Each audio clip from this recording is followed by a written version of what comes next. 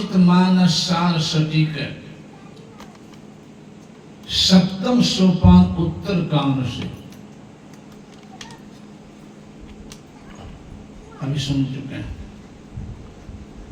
प्रसंग है जब भगवान श्री राम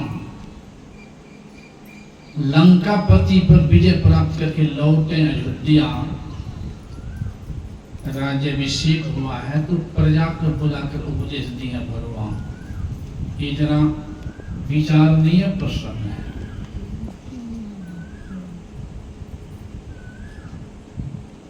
बुला करके उपदेश दे रहे हैं। क्या घास पात सुने हैं ना, उससे आगे लाइन में है, एक बार रघुनाथ बुलाए, गुरु द्विजपुर वासिन सब आए।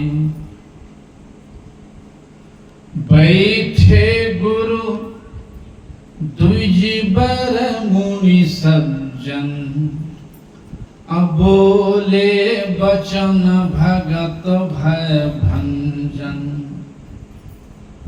क्या कहने लगे भगवान कि सुनहु सकल पुरजन मम बानी, कहु न कछु ममता उर आनी। नहीं अनीति नहीं कछु प्रभुताई, असुनहु करहु जो तुम ही सुहाई। भगवान कह रहे मैं तुम्हें को अनीत की बात नहीं कह रहा हूं, नीत की बात कह रहा हूं, और कल्याण की बात भी नहीं कह रहा हूं, कल्याण की बात कह रहा हूं। और ऐसी बात भी नहीं कि जो मैं सुना रहा हूं कह रहा हूं वही तुमको करना पड़ेगा, सो भी नहीं। सुनहु और कर रहा हूं जो तुम्हें सुहाई, कि सुनो मन लगा करके और करना वही जो अच्छा लगे, जो अच्छा नहीं वो छोड़ देना। तो पहले सुनेंगे तब ना हमको ज्ञान क्या सही कह रहे हैं गलत कह रहे हैं। अहित की बात कर रहे, हित की बात कर रहे हैं। सुनेंगे तभी न समझेंगे हो, और समझेंगे तभी न सुधारो लाएंगे, और सुधार होगा तब ना उद्धारो होगा। तो सुनबे नहीं करें तो समझेंगे कहां से, और समझबे नहीं करें तो सुधार कहां, और सुधारे नहीं तो उद्धार कहां। इस महत्व है सुनने का। किसी भी विषय में ऐसा थोड़े हुआ है कि विद्यार्थी को सुनाने वाले मास्टर है, वकालत करने वाले वकील, सुनाने वाले वकील हैं, और सुनने वाले बन जाएंगे डॉक्टर। जैसे सब सुने वैसे बन सकता है। दूसरी बात एक और भी इसमें आ गई, जबकि ऐसा कहा गया है दैहिक दैविक भौतिक तापा, राम राज काहू नहीं व्यापा। राम के राजत्व काल में किसी प्रजा को किसी प्रकार का कष्ट नहीं था, किसी पर कष्ट नहीं था। फिर भी भगवान सोचे होंगे अभी हमारी प्रजा सुखी है, लेकिन यह सुख सब दिन नहीं रहेगा। बात तो सही है, एक दिन रहता है, जब हम बच्चा से जवानी आती है, बूढ़ा आता है, शरीर छोड़ता है, बहुत ऊंचे पद से नीचे पद भी चले जाते हैं, बहुत धनवान गरीब भी हो जाते हैं, और बहुत गरीब धनवान भी हो जाते हैं। एक रंग रहता है, शरीर भी एक रंग नहीं। तो भगवान सोचे अभी हमारी प्रजा सुखी है, लेकिन आगे भी दुख में नहीं जाए, ईश्वर को उपदेश कर रहे हैं। सुना एक जी हम मानस में ऐसे कह दिए हैं, सभी को सुखी नहीं और भाग्यशाली नहीं बताए हैं।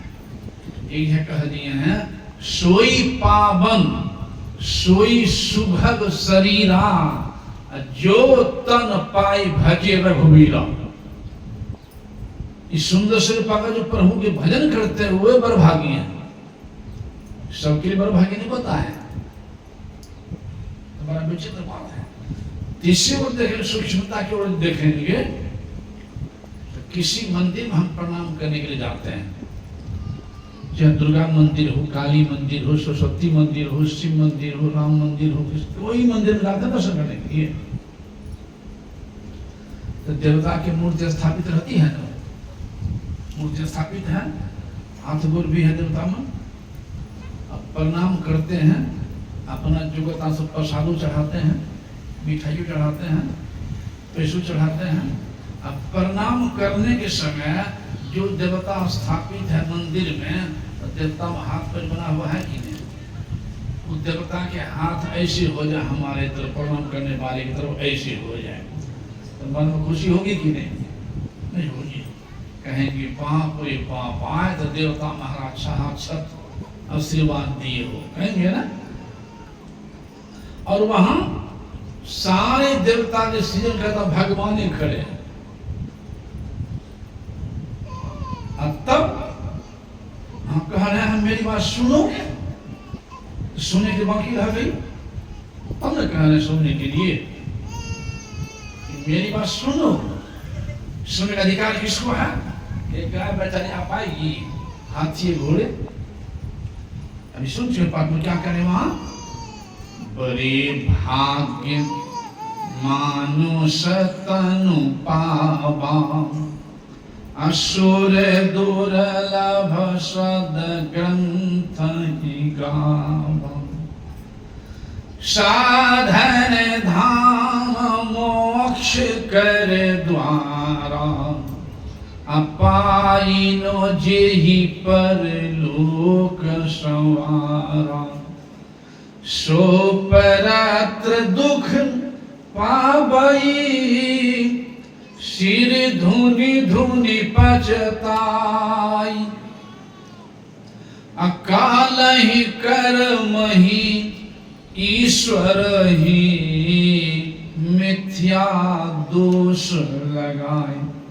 मेरे भाग में सत्तर नहीं था, पूरा ध्यान करने का अवसर नहीं मिला, बाल बच्चा से फुर्सत नहीं, पढ़ाई लिखाई से फुर्सत नहीं, तैयारी से फुर्सत नहीं, खेती बाड़ी से फुर्सत नहीं, दुकानदारी से फुर्सत नहीं।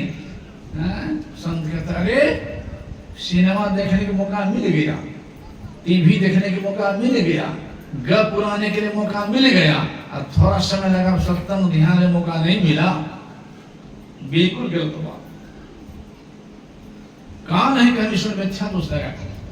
अच्छा दूसरी बात भी आ गई कि जब देवता खुश हो जाए, हाथ उठाए, कहीं खुशी ठिकाना नहीं, और सारे देवता से भगवान खड़े हैं, अब भगवान का दर्शन हो ही रहा था, और तब कह सुनो मेरी वाणी मानो, भक्ति करो, तो सुनने के लिए बाकी रह गई बात, भक्ति बाकी रह गया।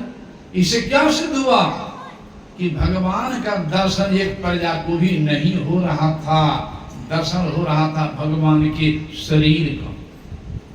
भगवान शरीर को धारण किए देवता के उद्धार के लिए, दुष्ट के संहार के लिए, और जो काम के हम शरीर धारण किए, काम करके फिर शरीर को त्याग दिए जमुना में।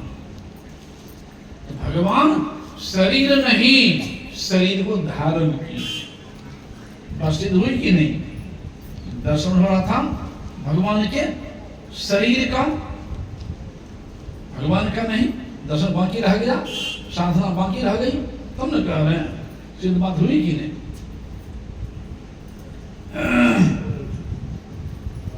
शरीर एक मंदिर है, शरीर एक कुर्ता है, शरीर एक मकान है, शरीर चाहे शरीर एक मूर्ति है, चाहे राम की मूर्ति हो, कृष्ण की मूर्ति हो, शिव की मूर्ति हो, किन्हीं की मूर्ति हो, मूर्ति शरीर है, तो मूर्ति में प्रभु हैं, लेकिन मूर्ति प्रभु नहीं है। मकान आपका है, लेकिन मकाने आप नहीं है। शरीर आपका है, लेकिन शरीर आप नहीं है। कपड़ा शरीर पहने, कपड़े तो नहीं है। तो शरीर भी कपड़ा का दर्शन हुआ था प्रजा को, भगवान को नहीं। और उनकी बात तो छोड़िए, स्वयं भगवान राम अपने पिता श्री के आज्ञा पालन करने के जंगल संसार में नमूना है कि माता पिता कितने सम्मान दिए भगवान राम, कौन मर्यादा पुरुषोत्तम कहलाए हैं। उन्हीं के आज्ञा पालन करने के लिए गए थे जंगल। तब दशरथ जी महाराज पुत्र मोह में, कैसा मोह होता है पुत्र मोह, शरीर त्याग, पुत्र मोह में शरीर त्यागे रोते रोते, जब उन्हीं का आज्ञा पालन करने के लिए गए थे। शरीर त्याग के समय में भी विरह में राम राम कही राम कही, राम राम कही राम, तनु परिहर रघुवीर विरह, राव गए सुरधाम। दशरथ जी महाराज बैकुंठ गए, राम के प्रेम में शरीर त्यागे हैं, और राम के नाम जपते हुए लेते हुए बैकुंठ गए।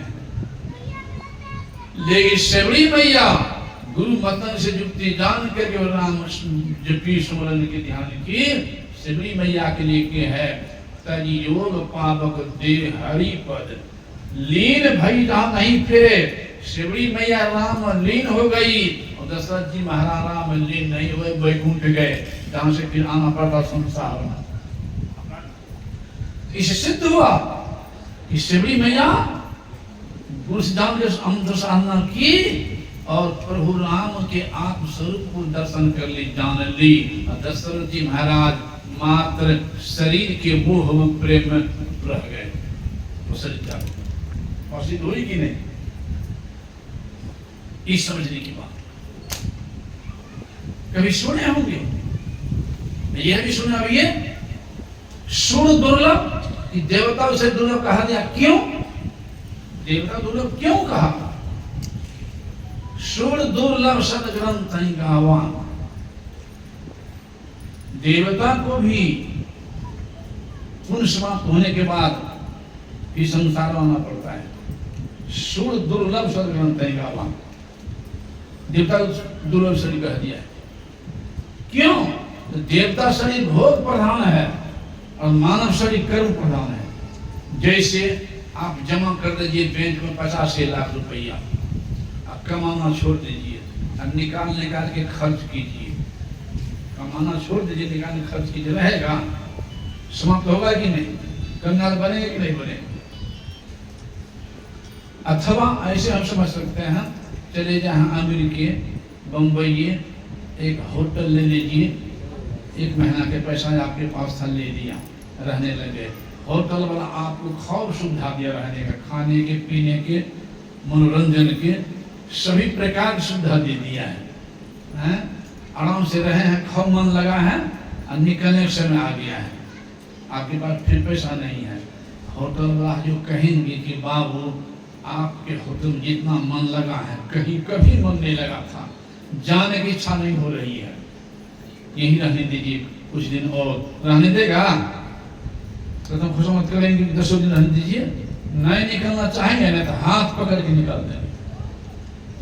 तो उसी तरह से एक संत लिखते हैं, नर्तन दुर्लभ देव को सब कोई करे पुकार, सब कोई करे पुकार, देव दे ही नहीं पावे। ऐसे मूर्ख लोग स्वर्ग के आस लगावे, पुण्य छीन होई सोई देव, पुरुष समाप्त होने पर पुण्य छीन होई सोई देव स्वर्ग से नरक में आवे। अब घर में चारों खानी नहीं चित्ता है रिझावे। इसलिए तुलसी सतमत तत्व गए, गोस्वामी जी की मानी है, तुलसी सतमत तत्व है, स्वर पर करे खखार, नर्तन दुर्लभ देव को सब कोई करे पुकार। ये मानव शरीर, शरीर बड़ा अनमोल है, लेकिन है बड़ा थोर, जीवन क्षण भंगुर भी है। एक तो कहानी सामने आ गई, कभी सोने में याद आ जाएगी। एक महात्मा कहीं जा रहे थे, तो रोड के बगले में एक पीपल का गाछ था, गाछ के नीचे एक मदारी बैठा हुआ था। मदारी बुझते होंगे, बंदर भालू नचाता है, बांध के रखा था। तो साधु ने पूछ लिया, जी ये बंदर भालू बांध के रखा है, इसे क्या काम लेता है? कहा बाबा इसको सिखाया हूँ नाचने के लिए, नाच सीखना चाहता हूँ, कुछ पैसा मिलता है, अनाज मिलता है, अपना जीविका चलाता हूँ, खिला दिखाता हूँ। ओ खिला दिखाता था? हाँ बाबा, तो थोड़ा सा हमको भी दिखा दो।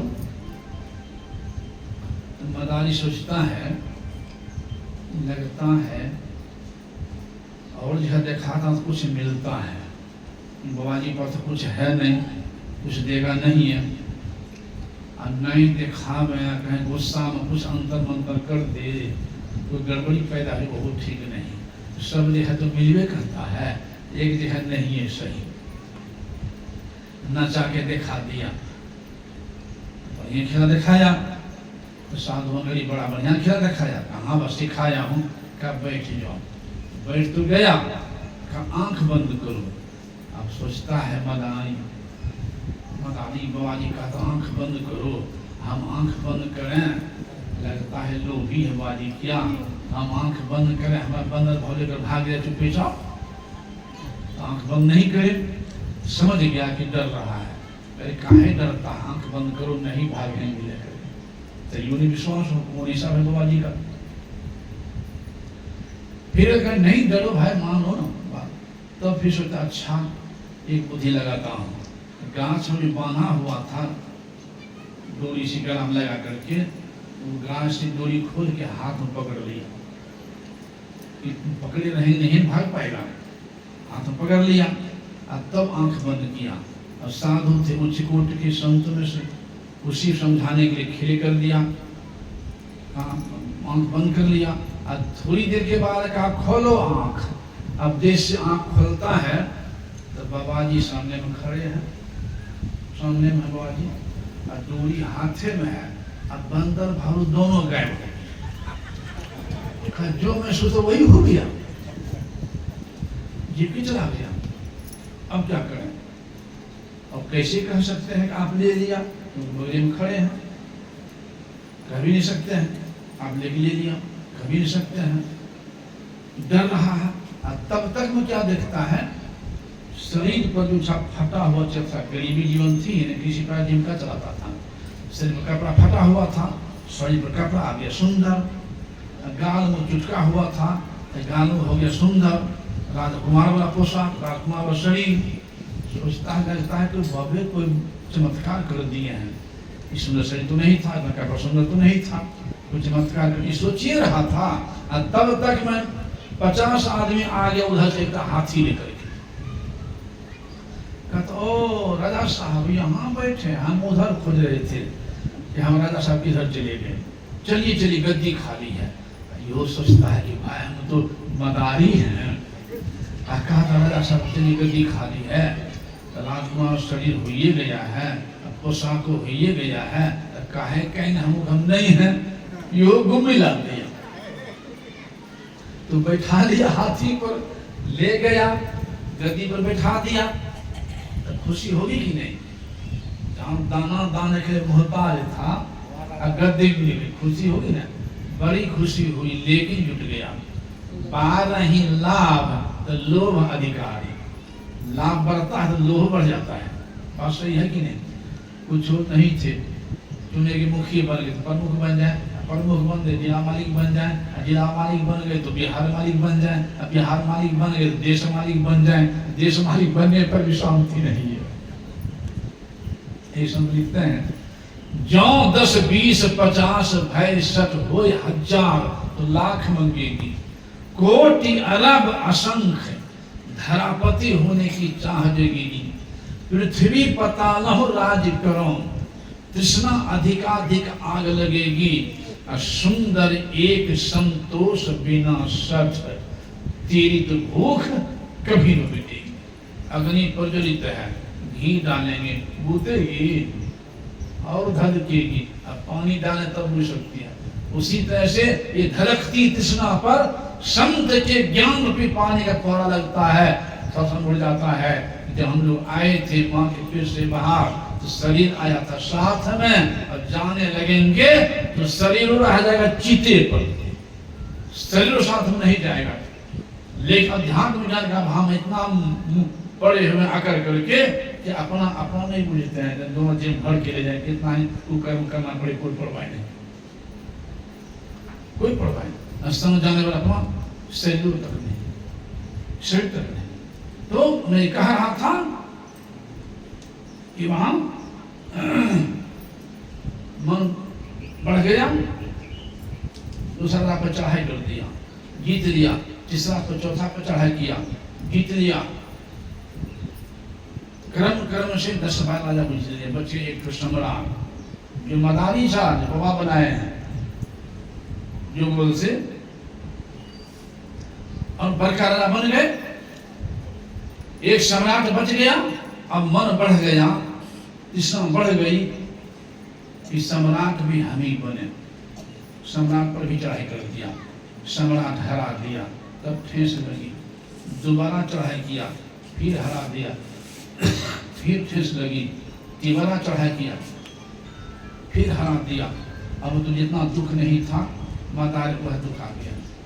चौथा में जब हरा दिया है तो नींद नहीं आ रही है, बेचैनी घुस गई। बेचैनी घुस गई तब याद आ गई कि मैं तो एक मदारी था, इधर बाबा कृपा से इतना आगे बढ़ गए।